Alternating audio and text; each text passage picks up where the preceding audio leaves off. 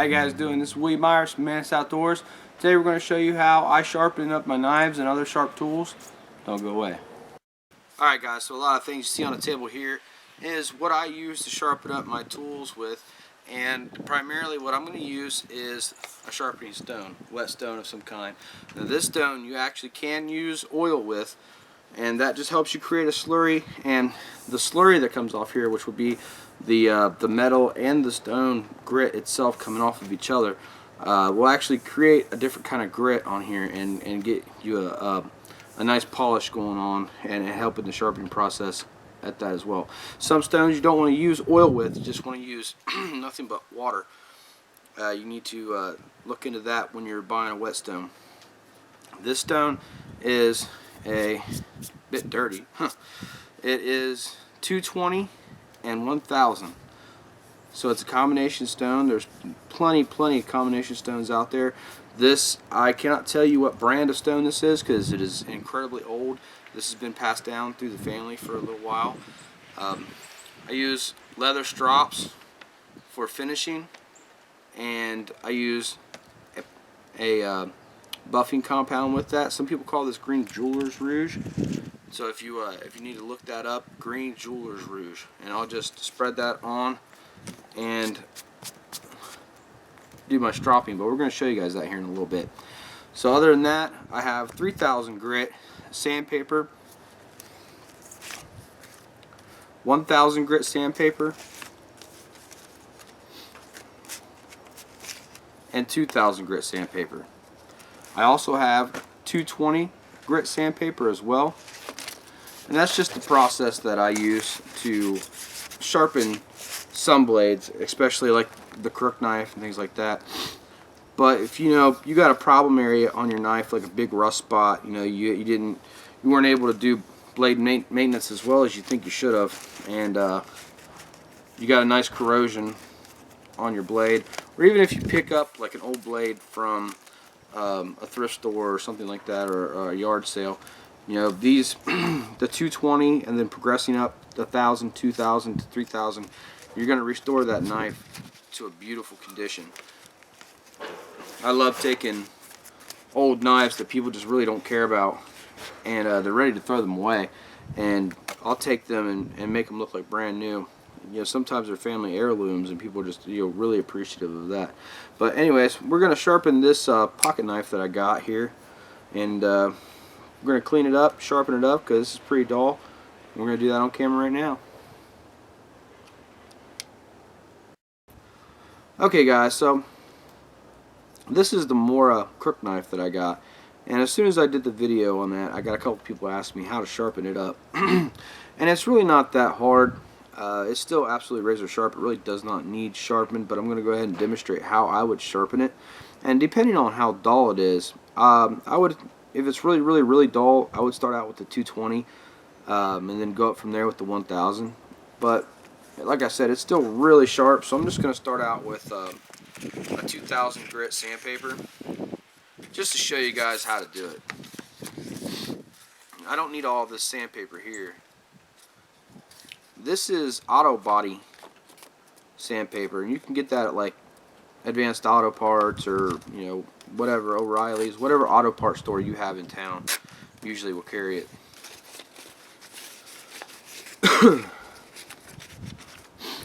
What I'm going to do is I'm going to go ahead and fold this paper in half.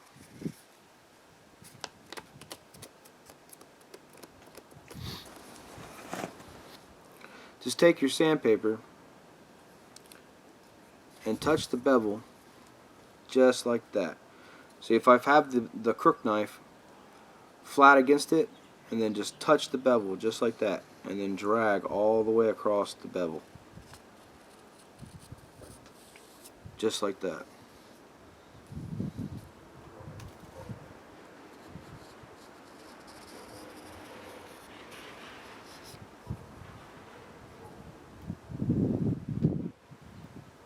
Yeah, that's still, I mean, it's kind of different actually sharpening a knife that's already pretty sharp, but just to demonstrate how you do it, that's how I would do it, just like that.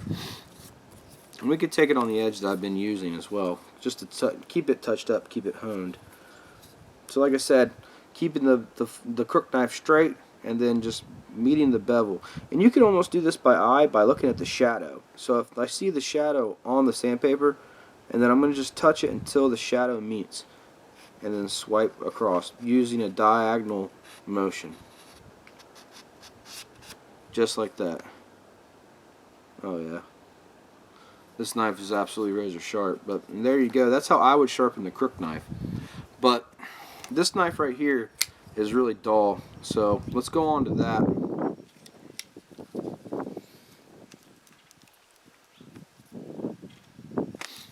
So with this, I really don't need to use any of the sandpapers for this. I would stick to the stone for this. And what I'm going to do is just make sure that there's no blemishes or bumps or anything on the stone. Just want a really smooth stone. I'm going to take a little bit of this olive oil. I'm going to pour it in a cap here and just spread that on the stone itself.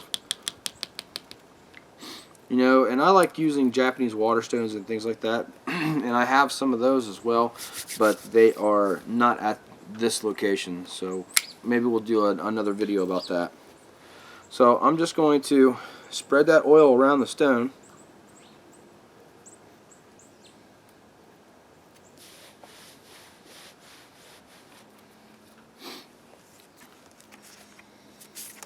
I'm going to get some of this 2000 grit sandpaper here, and I'm going to actually clean the blade surface up because it needs touched up.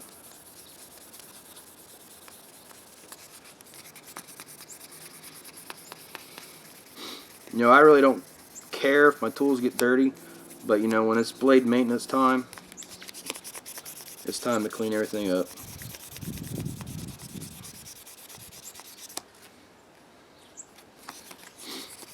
Get all the pine resin or whatever I've been cutting on off of there.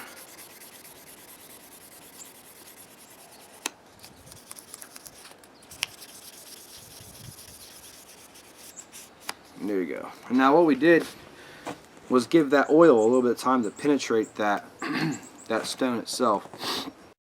Okay, when I'm starting to sharpen my blade, I'm going to lay the knife flat against the surface of the whetstone itself, and I'm just going to pick up the blade until the bevel meets the stone itself. And that tells me where my angle is, and that's about right there. And then just slowly swipe that across the stone, just like that. And now if you see right there, what happened was when I meet these curves right here, I have to pick up the blade to follow that curve. So what I'm going to do is give this about 10 swipes in one direction,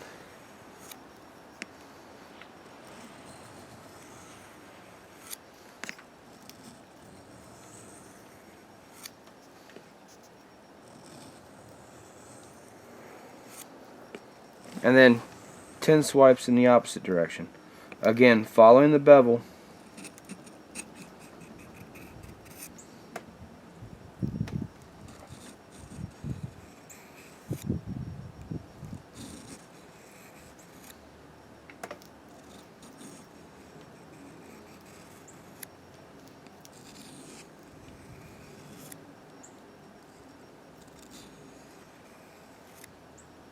Alright, so now I'm going to go 10 times across the surface of the whetstone, and I'm going to flip-flop each time I come across. So I'm going to go once down, flip, trying to do this slow to show you guys. I'm kind of hiccuping on the stone. Flip.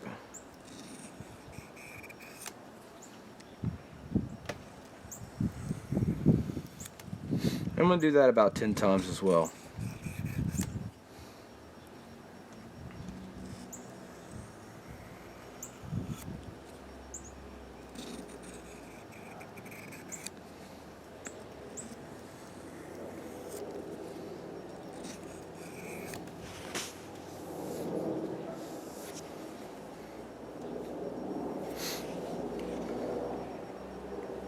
Oh yeah, that brought that edge right back to where it needs to be. Now we can strop the edge up. Alright, so let's throw a piece of leather on top of here and we'll show you how to strop.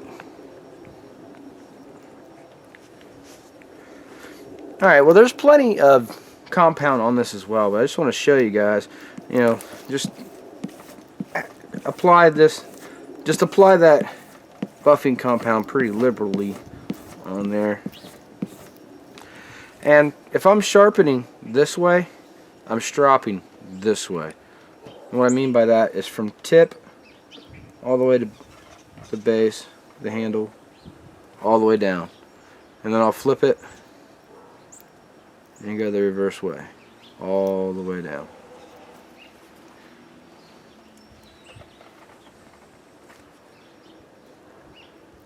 And when you're thinking about sharpening, you need to think about actually polishing. You want a high polished edge on your knife, and that's what's going to give you that razor sharp blade.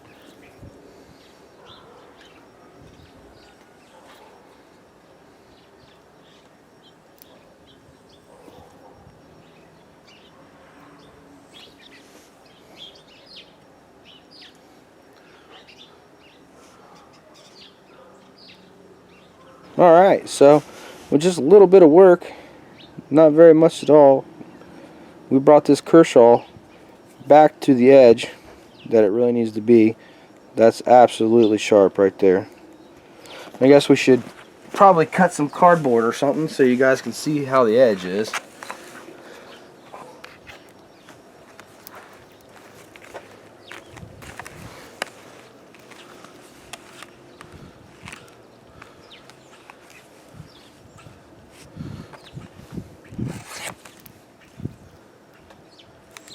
That's good enough for me.